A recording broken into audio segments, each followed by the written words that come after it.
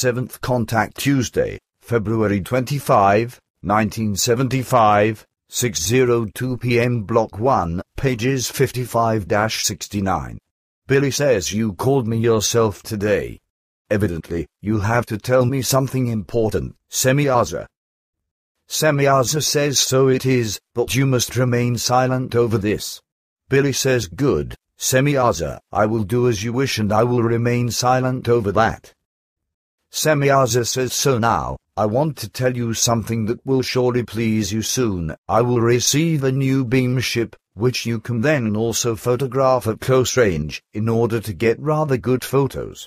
Unfortunately, the automatic beams are still installed in my current ship, which would destroy your films up to about 100 meters away, that is, exactly 90 meters away.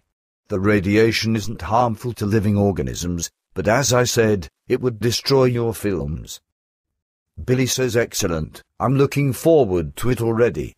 May I then also capture the interior, etc. on film and take the flight with you, which you have promised me? Semyaza says you may take the flight when the time has come for it, but I may not allow you to take even a single shot inside of the beam ship. Maybe at a later time, which I don't have to decide, however. At a later time, you may then, perhaps, also take a picture of me. But for the time being, this is not yet under discussion, and maybe it also can't be, because very specific reasons don't allow this yet or not at all. Billy says all right, Semyaza, I don't want to urge you. It is enough for me when you say that it is like that. You also don't need to tell me the reasons, for they must surely be important, and thus you also may not mention them, perhaps. Semyaza says they are important, that's right. But you are mistaken in that I may not mention them to you. It's just that you may not pass them on, so you would have to keep them for yourself. Billy says I already understand, and thus you also shouldn't tell me the reasons. Semyaza says you are very sensitive. But now, I would like to ask you not to forget my task. Billy says certainly not, also, how could I? But do you already want to go again? Semyaza says no, I only asked you again because it is very important. I actually have time today, and indeed, a little more than usual. Billy says that pleases me, for thus, we can chat once in peace. Semyaza says I am also pleased about it because it is very soothing for me to talk with a person like you. You have a way about you that is very pleasant to me in a very peculiar way. And also your often extreme trains of thoughts and your philosophy attract me. Billy says do you now just have to make me a marriage proposal, Semyaza? Semyaza says laughing loudly exactly, we would make a nice couple.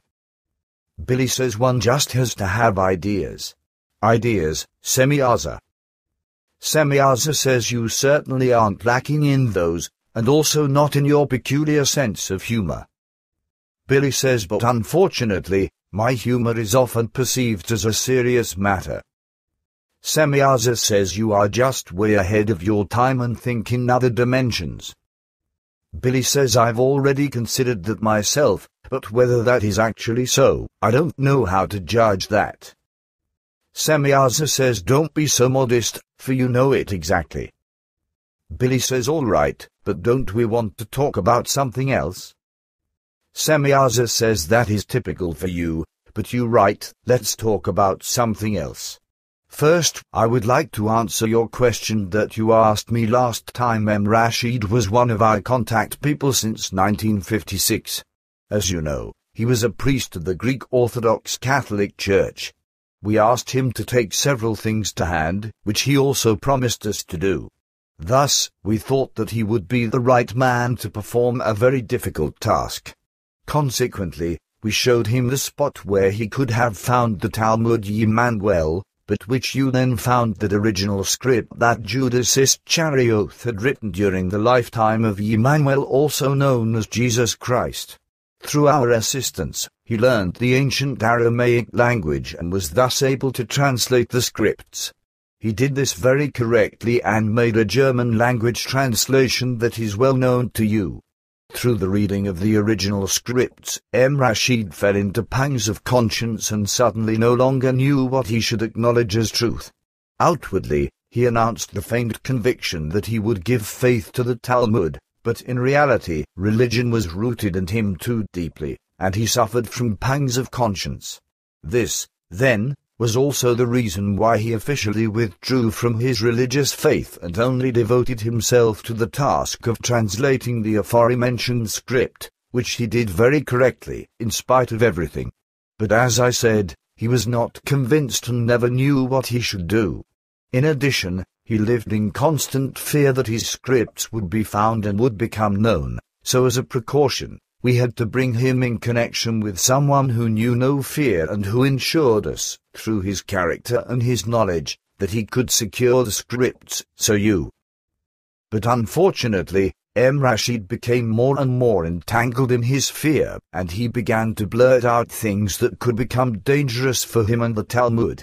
He went so far that by the middle of 1974, he had no choice but to flee from Jerusalem and retreat into Lebanon, where he lived in a refugee camp under a false name along with his family.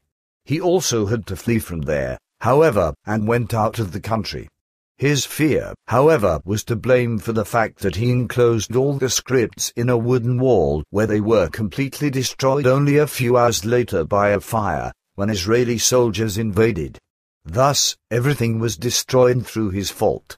But actually, it is also our fault because we trusted him too much and expected too much from him, through which the most valuable evidence could be destroyed, which could have one day revealed the untruthfulness of the Christian sect and all other sects and religions related to it. However, a good fourth of the script still exists in the German version, and it will also be sufficient to bring the truth to light and to free human beings from a deadly delusion. Billy says, so that is so. Semyaza says, sure. Billy says, what is Rashid doing now? Semyaza says, we broke off all contacts with him when he fled with his family from Lebanon and left the script for destruction. We only know that he was most recently in Iraq. From then on, we were no longer interested in him. He and his family have lost themselves somewhere in the world, just as he also lost his real name. Billy says, what should he be called now? Is his name not Rashid, then? Semyaza says no, because only his cousin is called that. I didn't mention his real name officially because he might use it again, just as he also bore it as a priest. We are not hostile-minded toward him, in spite of everything, and wouldn't want to cause him any trouble. That's why I wouldn't like to mention his name openly. Billy says, all right, Semyaza, I also don't want to know him. Semyaza says, you aren't curious at all. Nevertheless, you know the real name. Billy says, otherwise, here and there I am, but when I don't want to be, then I'm just not. With your allusion, however, did you mean the first name or given name that begins with an I? Semyaza says, you are sincere? Yes, that name is meant.